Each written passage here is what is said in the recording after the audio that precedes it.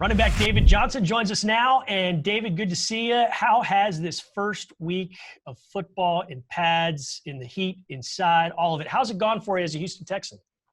It's gone great. Now that we actually have pads on, it's really feeling like football back again.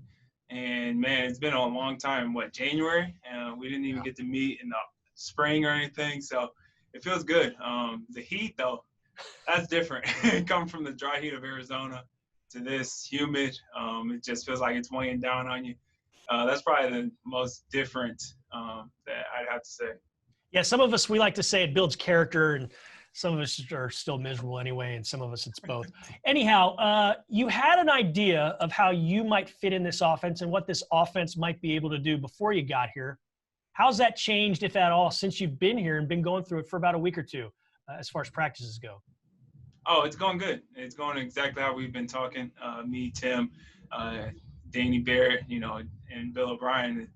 When we talk, it's going really great, man. The way they're trying to fit me in, my skill set, what I can bring to this offense, and what this offense already has with Duke in the backfield. It's been really good getting to know those guys, getting to play with those guys, starting to figure out how we could play together, getting that camaraderie together. It's going to be a very good offense to be amongst.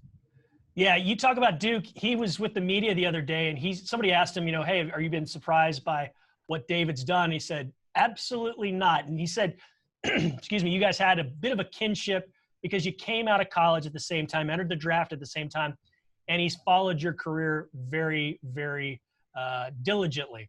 What's it like working with Duke, and what's it like when you hear those words said by him? Because he's done some things in the league too.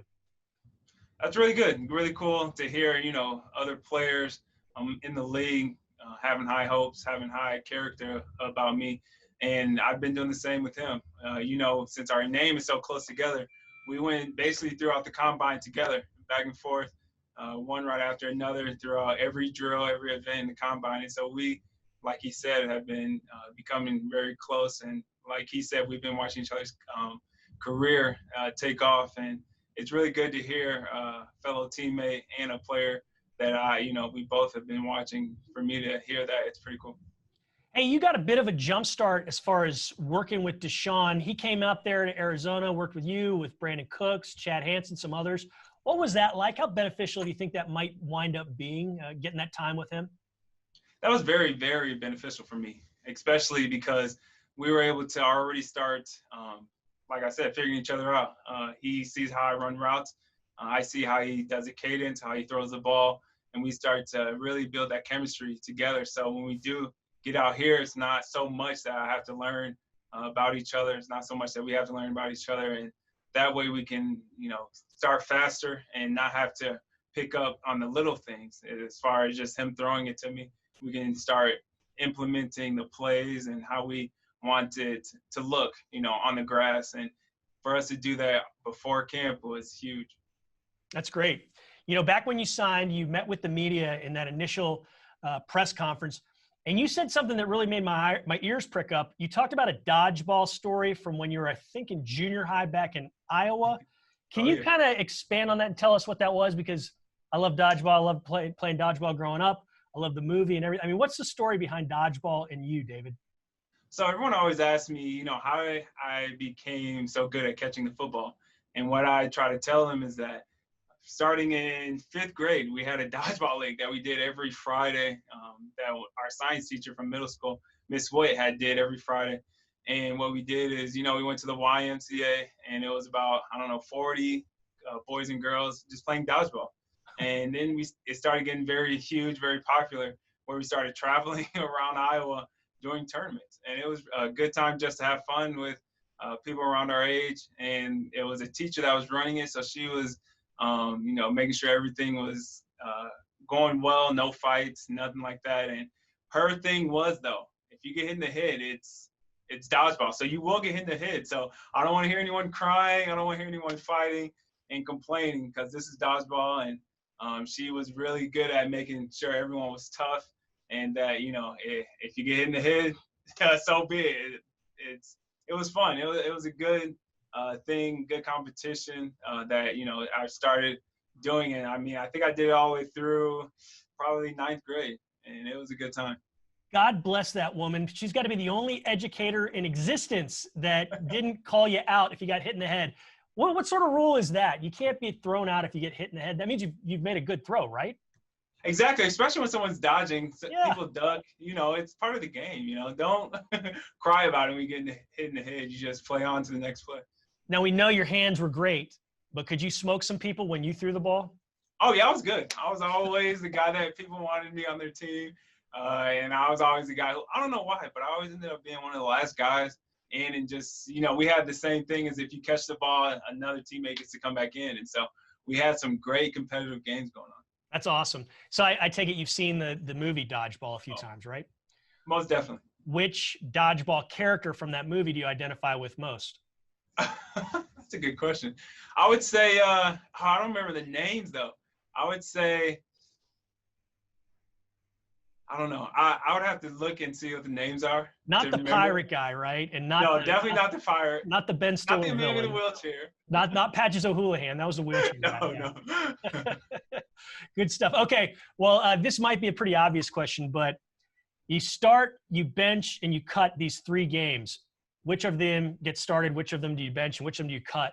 Dodgeball, hide and go seek, and kickball. Oh, come on. I would say cut kickball. Okay. I would say start dodgeball and bench hide and seek. Bench hide and go seek. Okay, fair enough. Hide and go seek makes the cut. Good stuff. All right. Yeah. Do you play any musical instruments? No.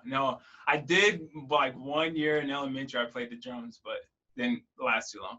Is there any musical instrument like you wish you could just pick up and like rattle it off and do it well? Guitar, for sure. I would love to. I always play Guitar Hero on the PlayStation, but that's not the same. I've talked to people that play the guitar. It's not even close. Yeah, they were smart about making it look easy because I guess it's not easy. Exactly. Did you binge any? You and your family, y'all binge any shows during the quarantine, during the shelter at home order? So right now, me and my wife are binge watching Hoarders. Oh, really? It's getting intense, man. It's some crazy episodes. People don't want to give up their possessions. I mean, it's wild. We just watched one the other day about a lady in South Dakota. She has her house and she has a 15-room hotel of all just junk and stuff with a whole bunch of mice, feces, and stuff. And she did not want to give it up. I mean, it's wild to, watch those shows, and people are literally going through that stuff.